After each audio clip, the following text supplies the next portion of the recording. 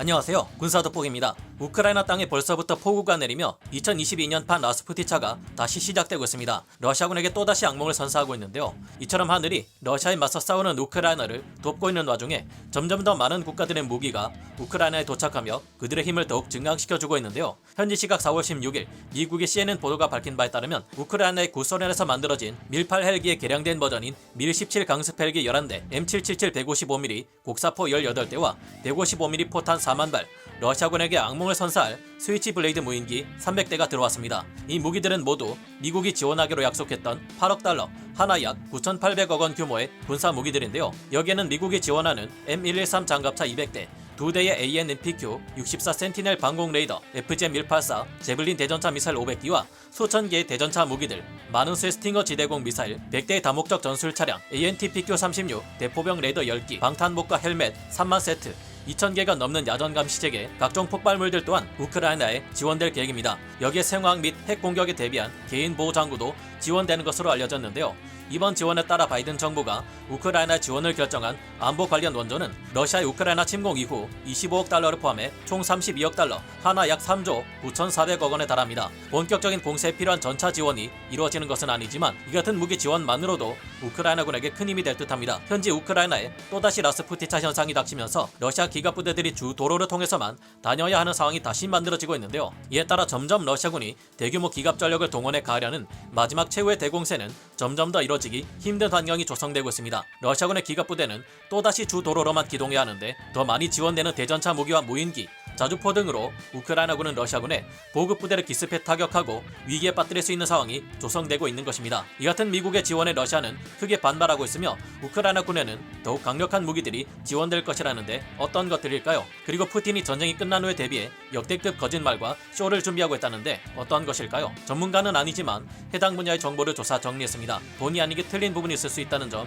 양해해 주시면 감사하겠습니다. 우크라이나에 대한 미국의 군사 지원이 빠른 속도로 확대되자 러시아는 최근 공식 문서를 통해 무기 지원을 중단하라고 경고했습니다. 현지 시각으로 4월 14일 미 워싱턴 포스트가 보도한 바에 따르면 러시아는 지난 12일 미 국무부에 이런 내용을 전달했습니다. 우리는 미국과 그 동맹들의 무책임한 우크라이나 무장화를 중단할 것을 촉구한다. 이는 지역과 국제 안보의 예측 불가능한 결과를 의미한다. 이 예측 불가능한 결과가 무엇일지는 언급되지 않았지만 아마도 우리가 우려하는 다양한 형태의 군사적 위협일 것임은 두말할 필요가 없을 겁니다. 최근 미국과 나토에서는 다련장 로켓과 같은 재래식 대량 살상 무기 또한 우크라이나에 지원하려는 움직임을 보이고 있는데 러시아는 이런 가장 민감한 무기 시스템을 우크라이나에 지원하는 것은 고천지의 충돌 상황에 기름을 붓는 것이라 경고하기도 했는데요. 그러나 미국을 비롯한 나토의 대응은 갈수록 강경해져 가고 있습니다. CNN 보도에 따르면 미국 국무부는 러시아가 뭐라 떠들든 계속 우크라이나를 지원한다라고 밝히며 뭐라 하든지 말든지 끝까지 가보자 하는 태도를 보여주고 있습니다. 현재 우크라이나에는 하루에만 500발 이상의 제블린이 사용되고 있기에 다른 국가들의 무기 지원이 시급한 것은 분명한 사실입니다. 이 같은 우크라이나에 대한 미국의 군사 지원은 현재 통과를 기다리고 있는 80여 년 만에 부활한 무기대여법이 통과됨에 따라 절정에 달할 것으로 보이는데요. 그럼에도 불구하고 우크라이나는 전쟁이 진행 중이기에 무기 지원이 시급한 만큼 최근 미 방산업체 측을 직접 접촉해 무기를 직접 획득하는 방안도 살펴보는 것으로 전해졌습니다. 캐슬린 힉스 미 국방부 부장관도 이날 국방부에서 미국의 8대 방산업체 대표들과 만나 우크라이나 무기 지원 방안을 논의한다고 로이터 통신을 통해 밝혔습니다. 앞으로는 우크라이나에 미국제 무인 공격기인 MQ-1 프레데터나 MQ-9 리퍼와 같은 바이락타르 무인기보다 좀 더 본격적인 무인 공격기가 지원될 수도 있을 듯한데요. 우크라이나 관리들이 미국 방위 산업체들을 만나 우크라이나군의 방어 태세를 더욱 개선할 수 있는 방법을 고민하고 있으며 최근 미국 주재 우크라이나 대사 옥사나 마르카로바가 지난주 MQ-1 프레데터와 MQ-9 리퍼의 제조사인 제너럴 아토믹스의 대표들을 만났기 때문입니다. 미국 정부의 지원과 우월한 수송 능력을 감안할 때 이 무인기들은 며칠 안에 우크라이나군의 손에 들어갈 수 있을 것이라는 전망도 나오고 있는데요. 워싱턴 포스트의 최근 보도에 따르면 이러한 이전은 우크라이나가 전장에 대한 공중 감시를 수행할 수 있는 능력을 확장시키고 소형 무인 항공기가 감당할 수 없는 매우 치명적인 타격 능력을 제공할 것이라고 합니다.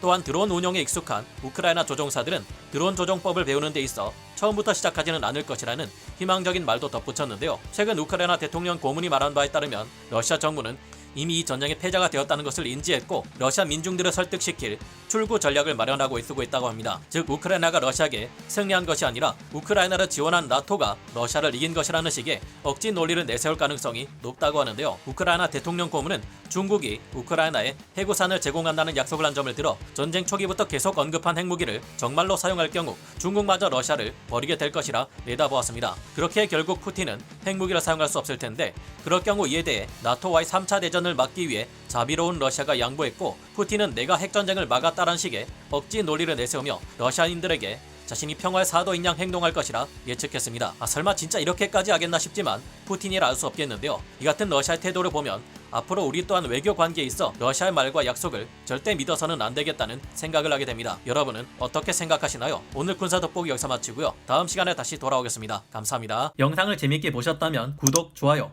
알림 설정 부탁드리겠습니다.